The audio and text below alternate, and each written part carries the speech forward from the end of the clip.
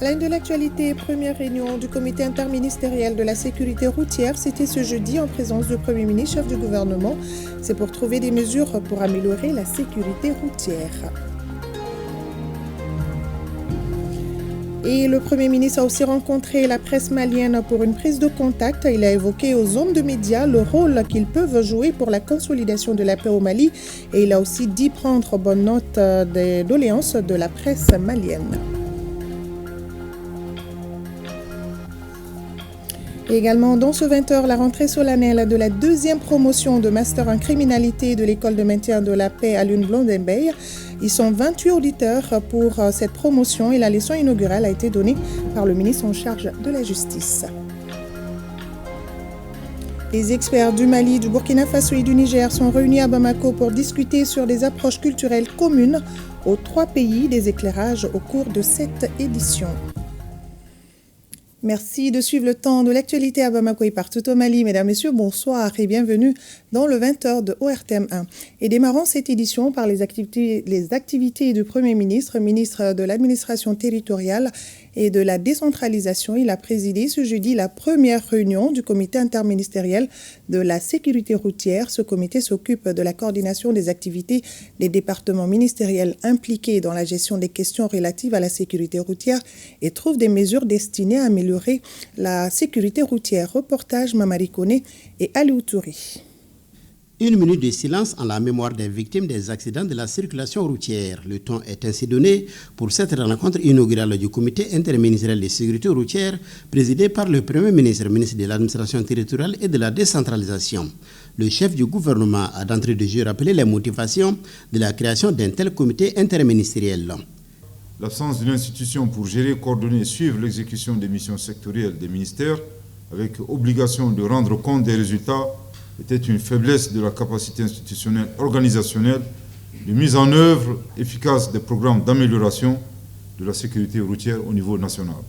En adéquation avec la résolution A-74-L.86 du 20 août 2020 des Nations Unies qui encourage les États membres à impliquer les autorités au plus haut niveau possible pour améliorer la sécurité routière.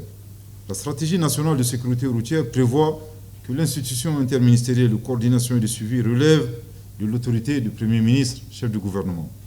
La création du comité interministériel de sécurité routière, intervenue en avril 2024, procède dès lors de la nécessité de mettre en place un organe de politique de décision chargé de déterminer les grandes orientations de la politique gouvernementale dans le domaine de la sécurité routière et de veiller à leur application. En d'autres termes, le comité interministériel de sécurité routière sera chargé de coordonner les actions des départements ministériels impliqués dans la gestion des questions relatives à la sécurité routière, d'arrêter les mesures destinées à améliorer la sécurité routière et d'évaluer leur mise en œuvre. Le comité permettra au surplus de renforcer le cadre institutionnel de gestion de la sécurité routière. Le Mali a ratifié en février 2020 la Charte africaine sur la sécurité routière avec des priorités, des responsabilités claires ainsi que des objectifs ambitieux et réalistes. Le diagnostic de l'Organisation institutionnelle de gestion et de coordination de la sécurité routière a révélé des lacunes et insuffisances parmi lesquelles les difficultés de coordination des activités intersectorielles de sécurité routière liées à l'absence d'une institution de coordination de haut niveau. En effet, les activités de promotion de la sécurité routière relèvent de la responsabilité du ministre des Transports et des Infrastructures en collaboration avec le ministre de la Sécurité et de la Protection civile. Conformément au décret numéro 2023-0392/PMRM du 19 juillet 2023 fixant les attributions spécifiques des membres du gouvernement. Cette première réunion, les membres du comité planchent sur la recrudescence des accidents de la circulation routière impliquant les autocars de transport interurbain des personnes. Dans les mois à venir, le comité devra proposer des mesures pour réduire les accidents de la circulation routière, spécifiquement ceux impliquant les autocars de transport de voyageurs. Une dizaine de ministres ont pris part à cette première réunion du comité interministériel de la sécurité routière. Le Premier ministre était également ce jeudi face à l'ensemble de la presse malienne pour une prise de contact. Le chef de gouvernement a beaucoup insisté sur l'importance de la presse dans la quête de la cohésion sociale. Le président de la Maison de la Presse a saisi l'occasion pour énumérer les préoccupations relatives à la liberté d'expression, à la relecture des textes régissant la presse ainsi que l'aide à la presse. Le général de division Abdoulaye Maïga dit prendre bonne note des doléances de la Maison de la Presse. Et nous restons avec Mamadi Koné et Alou Touré. En raison de ses missions d'information, de sensibilisation et de mobilisation, la presse peut jouer un rôle prépondérant dans l'apaisement du climat social, l'un des axes de la lettre de cadrage du gouvernement, d'où cette visite du Premier ministre à la Maison de la Presse. Dans son mot de bienvenue, le président du comité de pilotage de la Maison de la Presse a axé son intervention autour de la liberté d'expression, la relecture des textes régissant les médias au Mali ainsi que l'aide à la presse. Occasion pour lui d'évoquer les difficultés liées à ces 3 points. De la question de l'aide à la presse. Ce chapitre ne se résume pas à une aide financière seulement. Une aide financière qui d'ailleurs est inexistante depuis quelques années. L'aide doit englober à la fois les questions de formation, d'appui institutionnel aux structures publiques de formation, comme notre prestigieuse école de formation de journalisme et des sciences de la communication. ESG, de faciliter d'accès des médias aux services de base. Nous attendons de vous les conditions de la création d'un espace médiatique assaini, favorable à la liberté d'expression et une aide spéciale conséquente pour la presse malienne. Du haut de cette tribune, sans contrainte, en toute liberté, en toute indépendance, en toute responsabilité et devant l'histoire, je présente au nom de la Maison de la Presse du Mali nos excuses aux autorités burkinabées et à une partie de l'opinion burkinabé qui se serait offusquée pour des propos tenus sur Joliba TV News et largement partagés sur les réseaux sociaux. Après avoir rappelé les 8 axes de la lettre de cadrage du gouvernement, le Premier ministre a insisté sur les conflits et leur impact sur le développement du pays. C'est ainsi que dans le cadre de ses visites de prise de contact avec les acteurs, il invite l'ensemble des Maliens à la cohésion. La vision la plus fondamentale du chef de l'État, c'est la réalisation de l'union sacrée. Je pense que nous suivons tous avec une grande attention ces différentes interventions et allocutions qui se terminent toujours par la phrase, je cite, « Ensemble, nous ferons le Mali croît ». Et dans ce cadre, nous avons pris notre bâton de pèlerin. Nous avons déjà eu des rencontres avec plusieurs composantes des forces vives de la nation, les partis politiques, les acteurs de la société civile, les religieux, et quelques légitimités traditionnelles.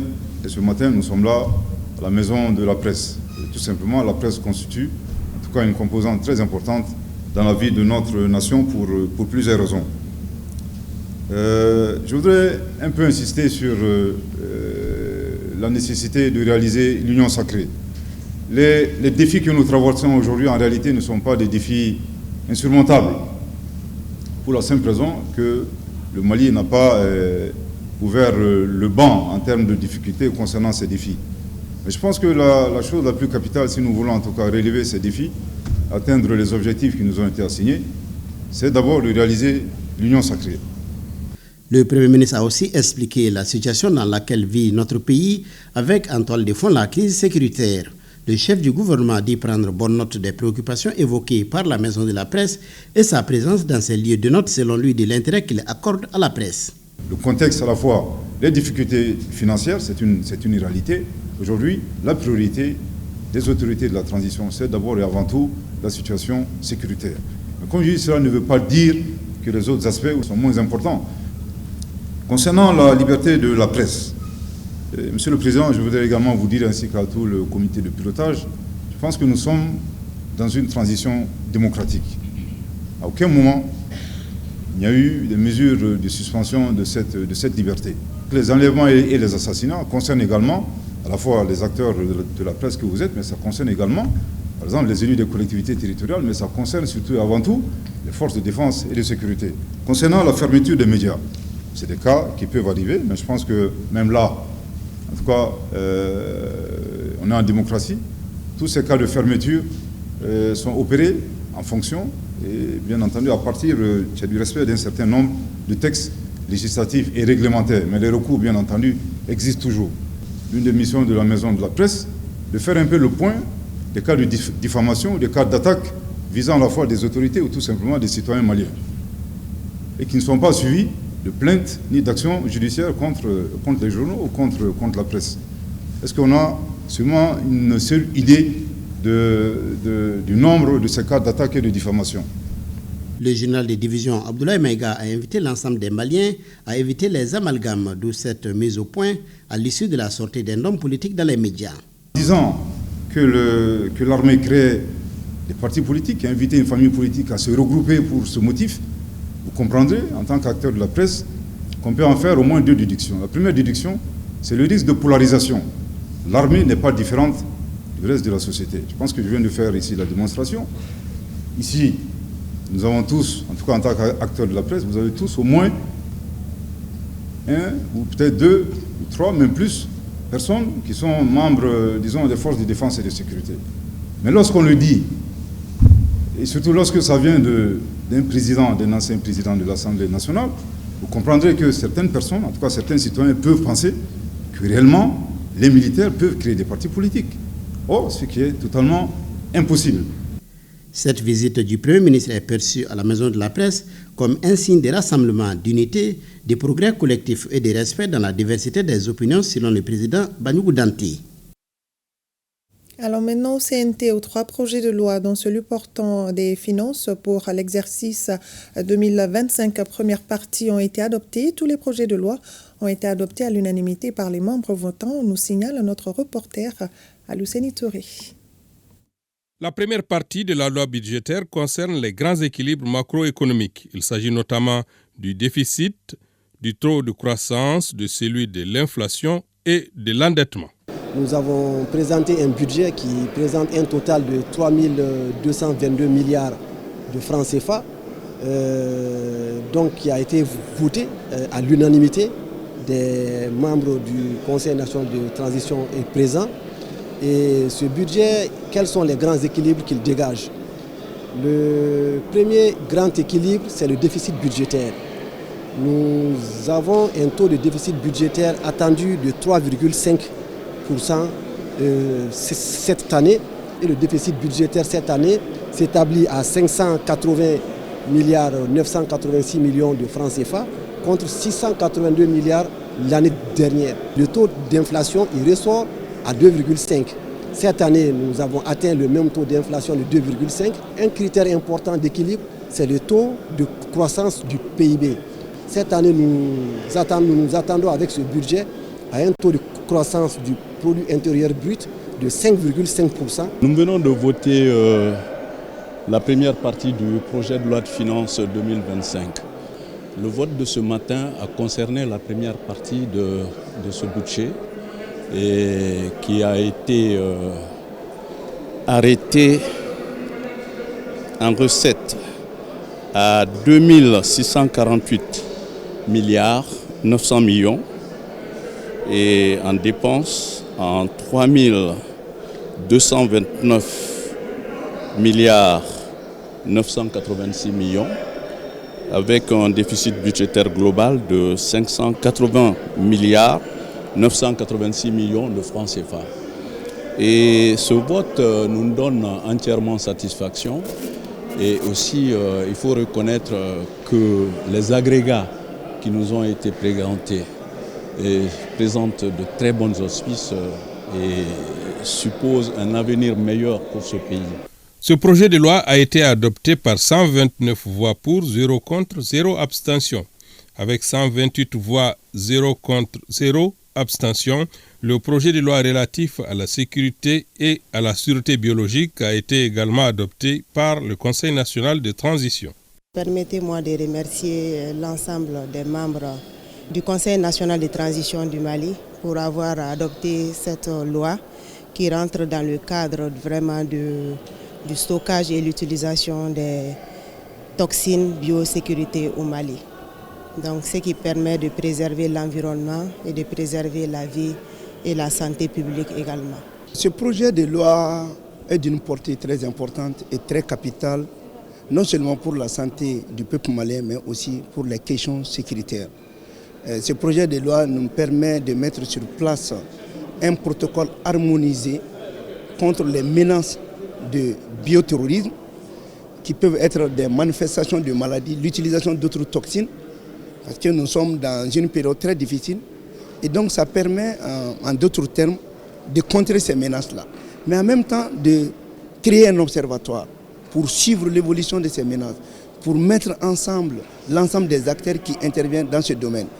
Le projet de loi portant création de l'Agence nationale des énergies renouvelables et des bioénergies devrait permettre aux structures fusionnées de mutualiser les moyens et les énergies pour mieux structurer le domaine. Il s'agit de la création d'une agence nationale d'énergie renouvelable, qu'on appelle ANADEP. Cette agence va fusionner deux agences en réalité. Il y avait ANADEP et AER. Donc on a décidé maintenant de les fusionner. Alors l'avantage de cela, c'est que nous allons gagner en efficacité. Donc cette agence va nous permettre vraiment de consolider ce qui est déjà fait en la matière, mais de projeter et de faire des prospections dans le domaine des énergies renouvelables. Le Mali était en train de devenir un dépotoir de matériel usagé, vieux, qui venait d'Europe sur notre territoire. Cette agence se chargera du contrôle dorénavant des équipements en matière d'énergie renouvelable qui rentrent sur notre territoire. Aussi, elle aura comme rôle conseil, et aussi un rôle pour mobiliser les ressources intérieures et extérieures en faveur de l'investissement dans les énergies renouvelables. À l'entame de la session, le président du CNT a, comme à l'accoutumée, observé une minute de silence pour le repos des victimes du terrorisme. L'actualité, c'est aussi cette rentrée solennelle de la deuxième promotion de master en criminalité, terrorisme et la coopération internationale pénale de l'école de maintien de la paix à Lune-Blondembey. Cette promotion totalise 28 auditeurs provenant de divers domaines professionnels et de différents horizons. La rentrée académique a été placée sous le thème « Lutte contre la criminalité organisée au Sahel, bilan et stratégie ». La leçon inaugurale a été animée par le ministre en charge de la justice et des droits de l'homme, garde des Sceaux. Seydou Traoré et Oumar Traoré ont suivi cette cérémonie pour ORTM1. La rentrée solennelle de cette deuxième promotion du master en criminalité, le terrorisme et la coopération internationale pénale Macotec a un double objectif pour l'école de maintien de la paix. Tout d'abord, elle marque le lancement officiel des activités pédagogiques du centre, mais aussi la pluralité des auditeurs de cette nouvelle promotion qui sont issus des forces de défense et de sécurité, de la magistrature, des organisations de la société civile, des organisations internationales ainsi que le secteur privé et le monde universitaire. Le programme de cette formation a été construit autour des unités d'enseignement universitaire, intégrant les sciences criminelles et pénales et des unités d'enseignement d'ordre technique et professionnel, prenant en charge les modules sur la police technique et scientifique, la cybersécurité et les techniques de collecte et de traitement de renseignement. Macotec est le fruit du partenariat entre l'école de maintien de la paix et l'université des sciences juridiques et politiques de Bamako, qui ont décidé de cheminer ensemble pour former des compétences nécessaires afin de relever les défis complexes de sécurité et de paix au Mali, dans la sous-région, voire de l'Afrique. En plus de jouer un rôle prépondérant et stratégique dans le développement socio-économique de notre pays, la diaspora malienne est pleinement investie dans la lutte contre ces menaces globales. Nombre de nos compatriotes établis dans des pays d'accueil sont aujourd'hui confrontés à des réalités complexes marquées par la montée de la criminalité et du terrorisme. Le programme Macotec a été spécialement conçu pour répondre à ces défis complexes. En collaboration avec l'Université des sciences juridiques et politiques de Bamako, l'école de maintien de la paix à Lune-Blondembey s'est engagée à fournir une formation de haut niveau intégrant des sciences criminelles, pénales et des unités d'enseignement technique et professionnel. Cette approche holistique est essentielle pour comprendre et combattre efficacement les phénomènes de criminalité organisée et de terrorisme. La leçon inaugurale qui a porté sur le thème « Lutte contre la criminalité organisée au Sahel, bilan et stratégie » a été expliquée par le ministre en charge de la justice qui a rappelé l'histoire des crimes organisés, ses formes, le contexte du Sahel, l'AES, les mécanismes de lutte, le bilan enregistré par les États ainsi que les pistes de solutions. Il faut dire que la région du Sahel est en proie à une instabilité chronique qui est étroitement liée aux conflits socio-politiques et aux situations post-conflit. Et cette région est au cœur aujourd'hui de multiples enjeux sécuritaires. Il s'agit d'un espace très vaste qui s'étend de l'Atlantique à la mer Rouge. C'est une bande de terre qui est devenue le théâtre de nombreuses activités criminelles aujourd'hui, allant du trafic de drogue et d'armes à la traite des personnes, au trafic d'organes d'êtres humains, au blanchiment des capitaux, au terrorisme par les différents groupes criminels qui sévissent dans la zone. En plus des auditeurs et du corps enseignant, cette rentrée solennelle a enregistré la présence des partenaires du Mali ainsi que les acteurs œuvrant dans le triptyque crime organisé, terrorisme et coopération internationale pénale. Parlons aussi du lancement de la première édition du Café des droits de l'homme. Ce projet est un concept de la Direction nationale des droits de l'homme dénommé Saria Bato. Le thème de la session inaugurale de ce Café des droits de l'homme est l'impact de la corruption sur les droits de l'homme. Aliou Abdoulaye Touré. Le Café des droits de l'homme est un forum qui entend favoriser un dialogue ouvert et inclusif. Il devra contribuer à informer et sensibiliser le public malien sur la compréhension des droits humains. L'initiative encourage un dialogue participatif entre les citoyens et entend renforcer la visibilité de la Direction nationale des droits de l'homme. Les causeries de débat du Café des droits de l'homme visent à améliorer la compréhension des droits humains par la population en abordant des thématiques essentielles telles que l'impact de la corruption sur les droits humains, les droits des femmes, la lutte contre l'esclavage, la traite des personnes, les droits des enfants, le respect des droits de l'homme dans la lutte contre le terrorisme, la criminalité transnationale organisée, la cybercriminalité, le respect des droits de l'homme dans les lieux de privation de liberté. Cet espace d'échange et de réflexion constitue une étape essentielle dans la promotion et la protection des droits humains au Mali. Le gouvernement américain, par le biais du projet Saria Bato, financé par USAID, est fermement engagé à soutenir les efforts du ministère de la Justice et des Droits des Hommes pour bâtir un Mali où les droits fondamentaux de chaque citoyen sont respectés, protégés et valorisés. Les droits de l'homme sont des piliers essentiels de la justice et de la bonne gouvernance. C'est pourquoi la session inaugurale de ce Café des droits de l'homme a porté sur le thème « L'impact de la corruption sur les droits de l'homme ». Le Café des droits de l'homme constitue une plateforme clé pour engager les citoyens, renforcer les capacités des acteurs locaux et aligner les pratiques nationales sur les normes internationales en matière de droits humains. Cette activité marquera, j'en suis sûr, une étape importante et fructueuse pour la consolidation des acquis et des perspectives prometteuses en matière de promotion et de protection des droits de l'homme de façon générale. Le projet Saria Bato de l'USAID au respect pour l'état de droit en langue locale se concentre sur la construction du secteur de la justice malienne afin qu'il soit réactif et responsable envers le peuple malien.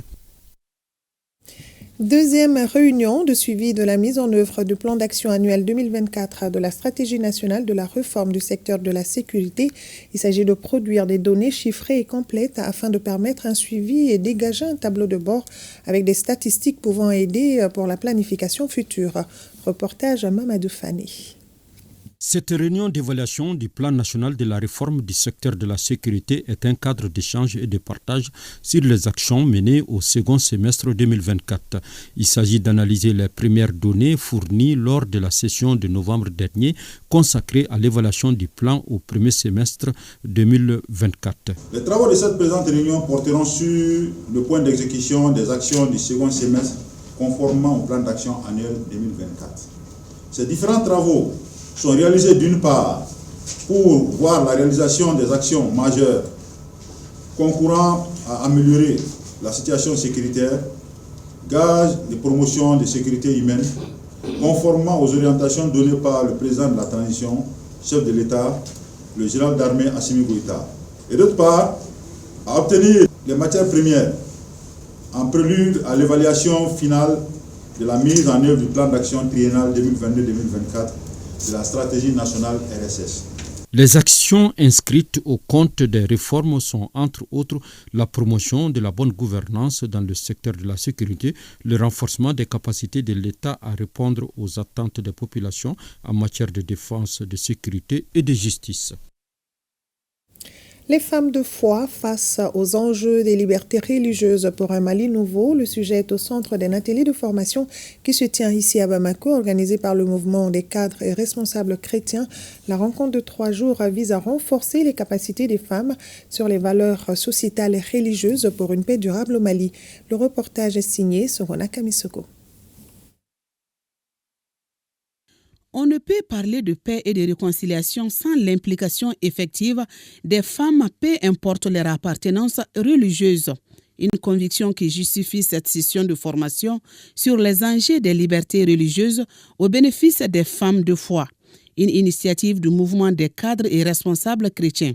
C'est dans le cadre du projet Initiative conjointe pour une action religieuse stratégique. Le monde aujourd'hui est perturbé par des stéréotypes et des préjugés.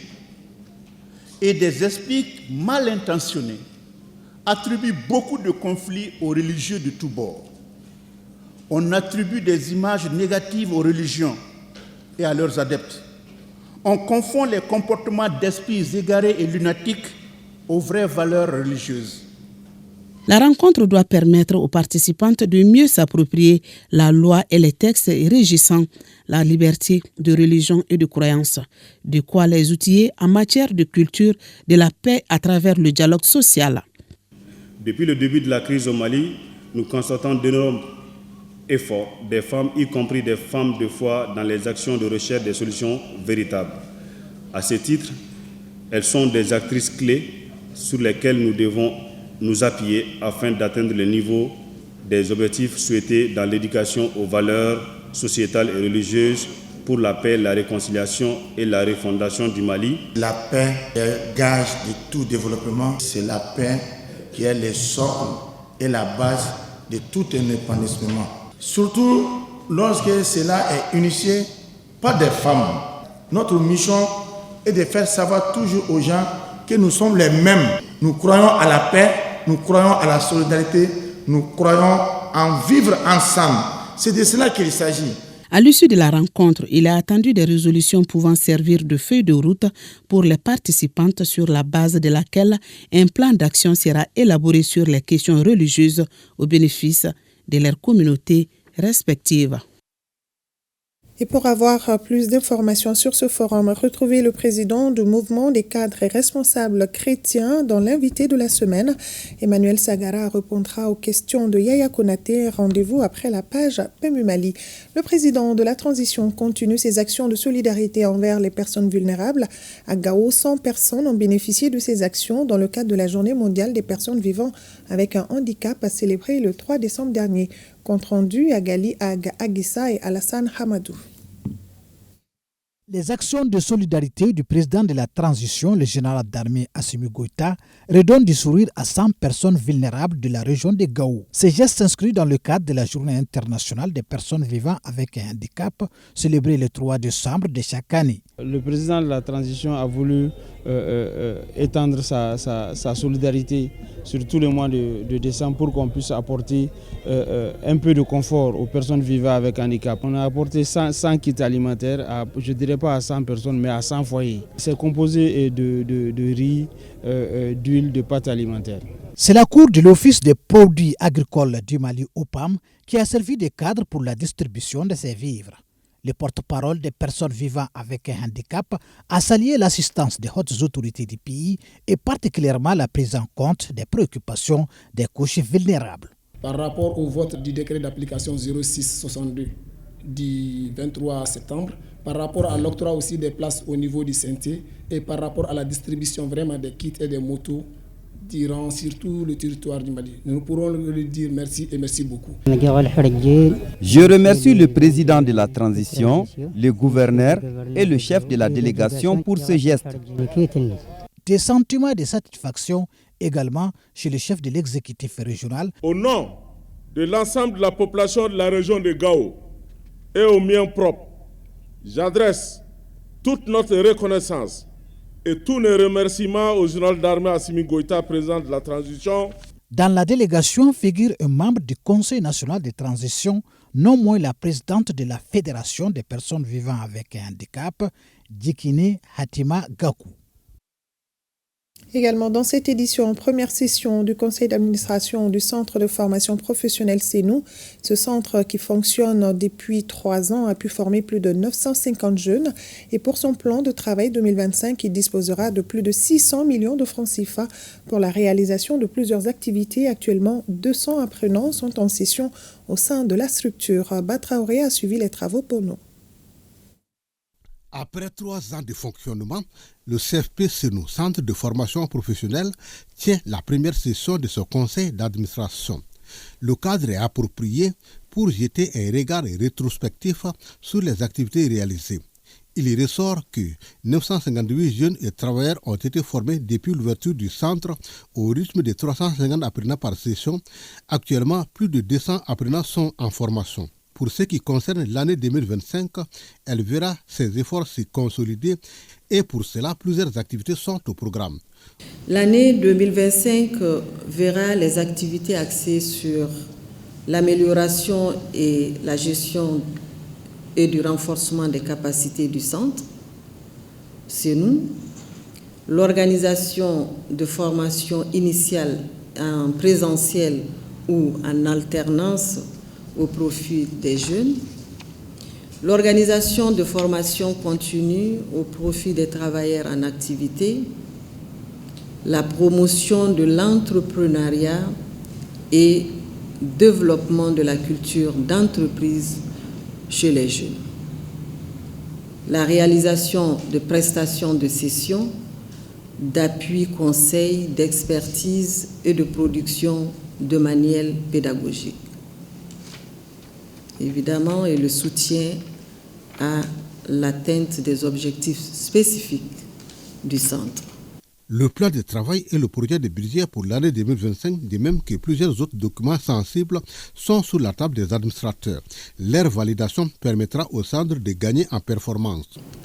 Je voudrais vous inviter à examiner avec minutie le projet de programme d'activité 2025 et de budget 2025 soumis à votre approbation et équilibré en recettes et en dépenses à la somme de 641 450 000 francs CFA.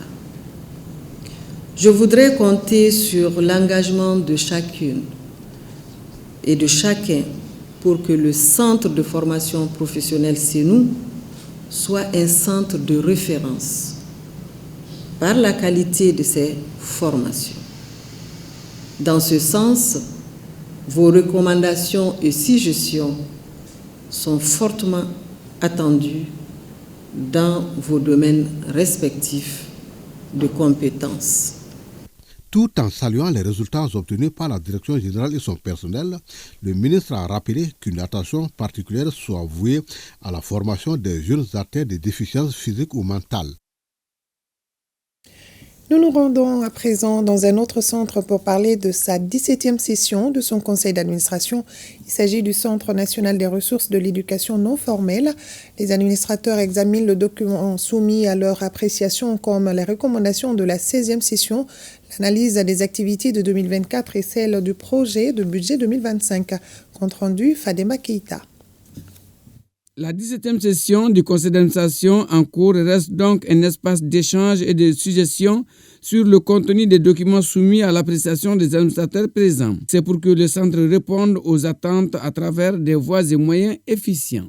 Conformément aux attributions qui sont les vôtres, vous aurez, au cours de cette 17e session, à examiner et à adopter le procès verbal de la 16e session ordinaire du conseil d'administration du CNRF, à faire le point d'exécution des recommandations de la 16e session ordinaire du conseil d'administration du CNRF, évidemment, à examiner et à approuver le rapport d'activité de l'année 2023-2024, le rapport financier de l'exercice 2024, le programme d'activité 2024-2025, le budget prévisionnel 2025. En plus de l'examen des 10 documents, une remise sur pied diligente de l'imprimerie s'impose pour l'exploitation judicieuse des documents produits. La remise sur pied de l'imprimerie du Centre national des ressources de l'éducation non formelle sera non seulement d'un apport très important dans le processus d'officialisation de nos langues, mais renforcera aussi l'expression de notre identité de Malien. Ainsi, des feuilles d'examen avec des mots d'encouragement inspirés de nos proverbes et dans les langues dominantes selon les régions pourront être fabriqués ici au CNRF. Des cahiers d'écoliers et des blocs-notes avec des images rappelant des faits historiques et héroïques pourront aussi être fabriqués ici au CNRF. Malgré ces défis majeurs, le département de tutelle loue les résultats enregistrés. Au titre du programme vigoureux d'alphabétisation PVA, campagne 2024, le Centre national des ressources de l'éducation non formelle a pu ouvrir 380 centres d'alphabétisation fonctionnelle dans 19 académies d'enseignement en raison de 20 centres par académie d'enseignement. A pu former 391 encadreurs, dont 130 femmes dans 19 académies d'enseignement. A pu recycler 386 enseignants du non formel, dont 126 dans 19 académies d'enseignement. Les suggestions et directives assorties des échanges doivent aider le Centre national des ressources de l'éducation non formelle à jouer un bon rôle dans le processus d'officialisation de nos langues.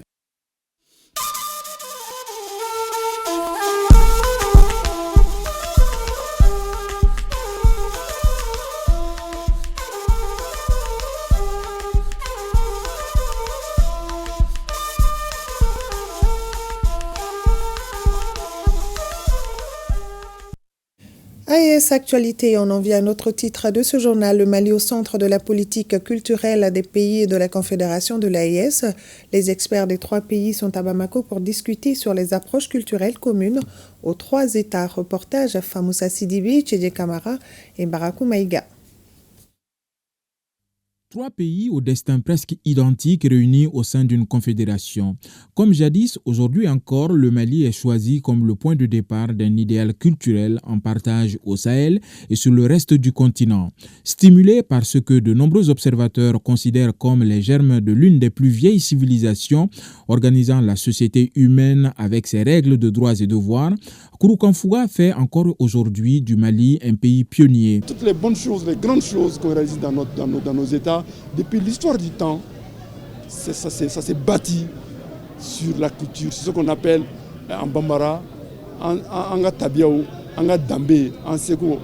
On commence par là. L'élaboration d'une politique culturelle commune aux 3 pays de l'AES répond à un vœu que les acteurs culturels n'ont cessé d'émettre. Qu'est-ce que déjà au niveau de la culture on peut faire pour que justement les peuples puissent se reconnaître à travers une identité culturelle commune et que sur cette base-là, les notions d'inclusion sociale, de cohésion sociale puissent par la culture être des éléments fédérateurs. Pour le ministre malien de la Culture, le Mali est gardien hier et encore aujourd'hui des valeurs qui vont guider le document final qui sortira des travaux ainsi entamés. À travers cette politique, nous allons avoir l'art comme outil de diplomatie, outil d'influence, mais surtout de promotion de nos États du Sahel. Ceci est extrêmement important, qui va donner la visibilité et le rayonnement de gourmand, parce que l'AES est bâtie sur les fondements du gourmand. Aujourd'hui qu'on avait cette culture en partage avec nos frères du Niger et du Burkina, donc réveiller ces concepts en faire des piliers pour construire, nous devons de retrouver la fierté de nos traits culturels. Pas tous, mais ceux qui permettent de construire l'avenir. Le Mali constitue donc la locomotive, encore une fois, d'une politique commune qui devra guider les aspirations des peuples de l'AES, réunis désormais autour des valeurs historiques et des liens définitivement scellés. Et le ministère de la Promotion de la Femme, de l'Enfant et de la Famille a organisé une session d'appropriation des textes de l'AES à l'intention des associations et organisations féminines. La rencontre vise à doter les femmes de connaissances pour mieux accompagner le pays dans l'opérationnalisation de la Confédération des États du Sahel. Le reportage est signé Nouhoum Sissoko.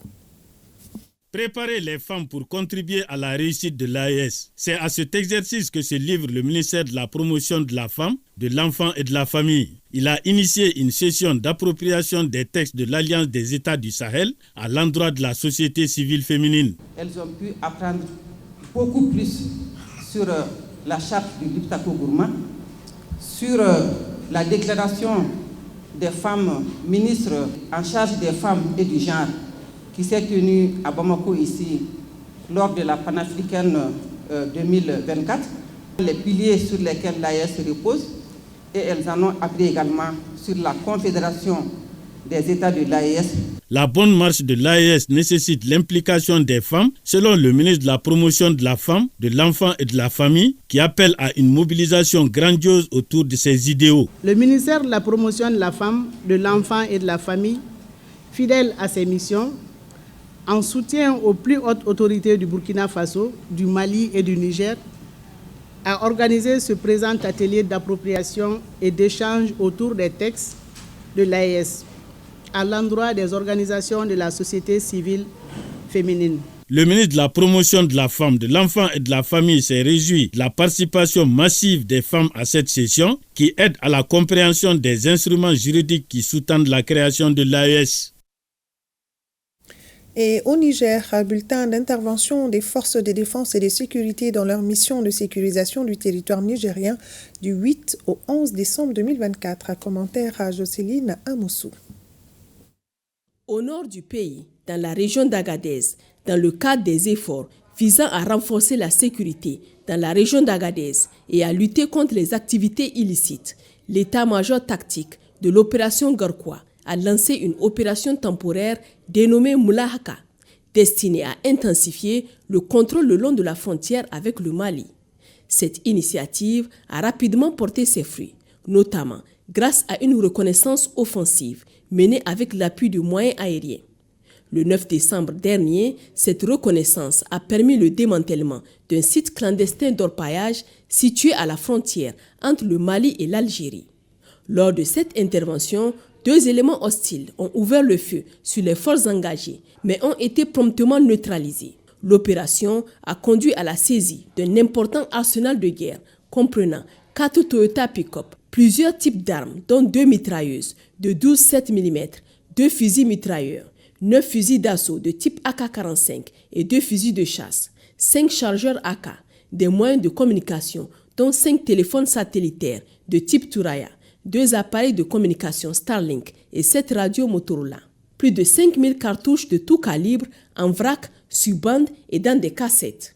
Cette opération a également permis de déstabiliser des réseaux criminels actifs dans la zone frontalière.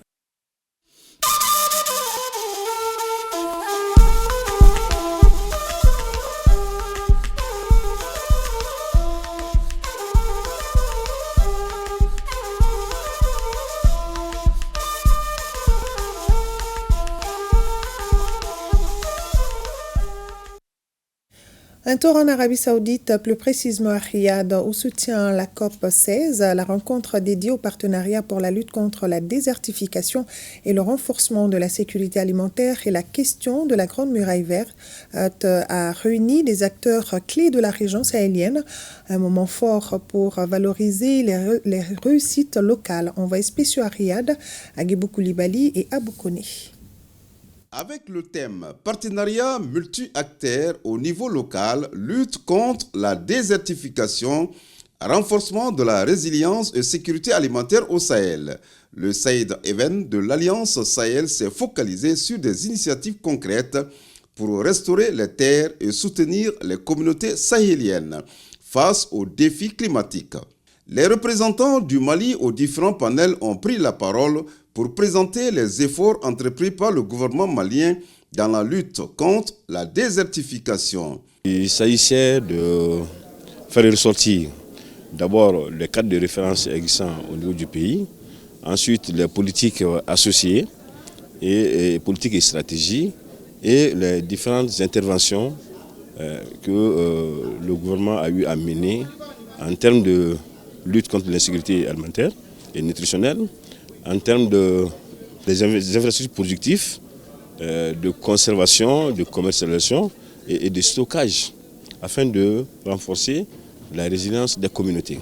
Et en 2019, le Mali a pris un décret. Ce décret dit qu'il faut prendre en compte la dimension environnementale dans tous les documents de politique et de stratégie. L'Agence de l'environnement et du développement durable assure le secrétariat de ce travail. Parmi les initiatives phares évoquées, l'intégration des projets dans le cadre de la Grande Muraille Verte a été au cœur des discussions. Aujourd'hui, si on a un slogan pour la Grande Muraille Verte, c'est une initiative faite par les populations et pour les populations.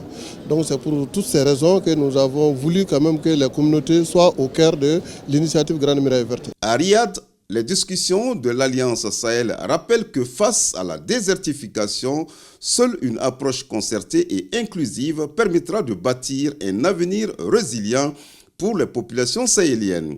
Une coopération qui, au-delà des mots, doit se traduire en action collective. Et au pays, financement de la production d'énergie renouvelable, le consortium d'ONG dénommé Espoir exécute depuis 2 ans un projet dans les cercles de Kolokani et Banamba. Ce projet qui arrive à échéance en fin décembre a pour but de permettre aux bénéficiaires en majorité vulnérables de mener des activités génératrices de revenus. À la faveur d'un atelier, les parties prenantes ont échangé sur les activités menées et les difficultés avant de dégager les perspectives. Timoko Konate. Les énergies renouvelables comme moyen privilégié d'appuyer aux communautés vulnérables. Une dynamique enclenchée depuis 2 ans dans les cercles de Kolokani et de Banamba. C'est à l'initiative d'un consortium d'ONG faisant front commun pour la cause des plus nécessiteux. Il s'agit de l'Association malienne pour l'appui et la promotion des initiatives locales, de l'Association de soutien aux initiatives communautaires et du Carrefour au développement. Le projet, c'est pour que les femmes, les exploitants agro-silvopastoraux puissent accéder aux énergies renouvelables, notamment l'énergie solaire. Donc nous avons fait un plaidoyer au niveau des institutions financières qui interviennent dans la localité. Mais avant de faire les plaidoyers, nous avons fait d'abord une étude qui a été restituée à l'ensemble des acteurs. Cela a permis aux collectivités d'intégrer la dimension énergie renouvelable, notamment l'énergie solaire. Pour accéder au crédit, le préalable s'appelle la bancarisation des communautés, du moins celles qui en expriment les besoins. Un processus bien en cours qui se heurte tout de même à certaines anicroches, tributaire de l'octroi des fonds de garantie aux institutions financières par ce consortium d'ONG. Nous avons dit aux banques d'aller vers l'adoption des produits financiers et là, les clients qui vont pouvoir accomplir les conditionnalités liées à ça pourront avoir les crédits. Cette rencontre qui réunit l'ensemble des parties prenantes se veut un cadre d'échange et surtout de plaidoyer en faveur du financement des énergies renouvelables dans les cercles de Kolokani et de Banamba. Elle devra déboucher sur des résolutions susceptibles d'assurer la pérennité du projet, même après la durée initiale de mise en œuvre qui arrive à échéance à la fin de ce mois de décembre. Mesurer, surveiller, gérer, voilà le thème de la Journée mondiale des sols célébrée le 5 décembre à travers le monde. Cette journée est organisée au Mali pour la première fois par l'Alliance pour une révolution verte en Afrique. L'objectif est de prendre soin des terres à Batraoré. De nos jours, le sol fait l'objet d'exploitations abusives de toutes sortes. Ce constat est fait par l'AGRA, l'Alliance pour une révolution verte en Afrique, et son partenaire l'UFDC, le Centre international pour le développement des engrais. Selon les 2 organismes, 65% des terres du Sahel sont dégradées. Face à cette situation, il convient de mutualiser les efforts et la meilleure opportunité, c'est la journée des sols. Organisé le 5 décembre de chaque année, cet événement est à sa première édition au Mali. J'ose espérer que cette première édition favorisera des échanges productifs et sensibilisera les différents acteurs sur l'impérieuse nécessité de prendre soin des sols à travers non seulement des mesures précises et de leurs caractéristiques physiques, chimiques et biologiques, mais aussi et surtout à travers une surveillance accrue et rigoureuse de leur évolution et leur gestion efficace et efficiente. Célébré sous le titre « Mesurer, surveiller, gérer » souligne l'importance d'avoir des données et informations précises sur les sols afin de mieux comprendre leurs caractéristiques et de prendre des décisions éclairées pour une gestion durable, essentielle à notre sécurité alimentaire et à celle des générations futures. Le département de l'agriculture soutient l'initiative en raison du fait que, selon certaines estimations récentes, les sols sont à l'origine de 95% de l'alimentation au Mali. Le thème retenu et les objectifs du forum cadrent parfaitement avec la vision des plus hautes autorités qui est d'assurer la souveraineté alimentaire du Mali, qui passe nécessairement par une gestion intégrée et durable de la fertilité des sols. La journée est marquée par des expositions et des communications. Des communications sur les politiques et stratégies de développement et quelles réformes pour la santé des sols. De même que sur les sols, changement climatique, pratiques et systèmes d'innovation agricole au Mali. Le plateau technique du CHU Gabriel Touré renforcé grâce à ce don du CICR, Comité international de la Croix-Rouge, et vient de remettre à l'hôpital plusieurs équipements médicaux pour la prise en charge des cas d'urgence. La valeur des équipements, 80 millions de francs CFA, compte rendu Soumaou Aïdara. 82 millions de francs CFA pour prendre en charge les blessés de guerre. Financé par le CICR, Comité international de la Croix-Rouge, cette somme a été dépensée dans l'achat de plusieurs équipements de santé pour pouvoir soigner les patients. Cette donation va nous permettre de nous accompagner pour la prise en charge de nos patients, qui est notre mission première. Donc tout appui, tout don qui nous accompagne dans notre mission nous remplit de joie.